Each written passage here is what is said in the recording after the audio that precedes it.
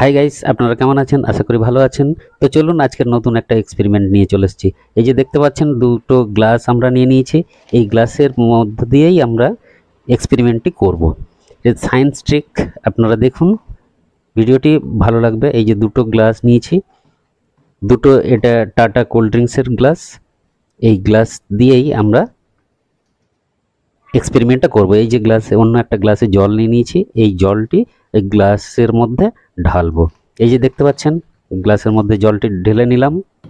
এরপরে দেখুন কতটা জল ঢেলেছে, এই যে দেখতে পাচ্ছেন। এই যে আবার সেই গ্লাসেই আবার ফেরত আমি জলটি ঢেলে নিচ্ছি।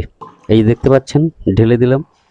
এরপরে আমরা শুরু করব। এই যে দেখুন জলটা নিলাম, এরপরে সেই জলটা একটা গ্লাসে ঢেলেছি, সেইটা অপর গ্লাসে আমরা ঢেলে দেবো।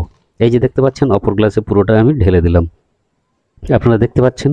এইবারে দেখুন মজা, এই হচ্ছে রহস্য। এইবারে সেই গ্লাসটা তুলে ওই গ্লাসটা আবার আগের গ্লাসে ঢেলে দিচ্ছি, কিন্তু না, এখানে জল কিন্তু নেই। তাহলে জলটি গেল কোথায়? এটাই হচ্ছে সায়েন্স এক্সপেরিমেন্ট। এই এক্সপেরিমেন্টটি সাকসেস। দেখেছেন এতে নেই। আর ওটার থেকে যখন এটাতে ঢালছি, আবার দেখুন আবার একটু জল নিয়ে নিলাম, সেই জলটি আবার সেই দ্বিতীয় গ্লাসটিতে ঢালবো। এই যে দেখুন ঢেলে দিলাম।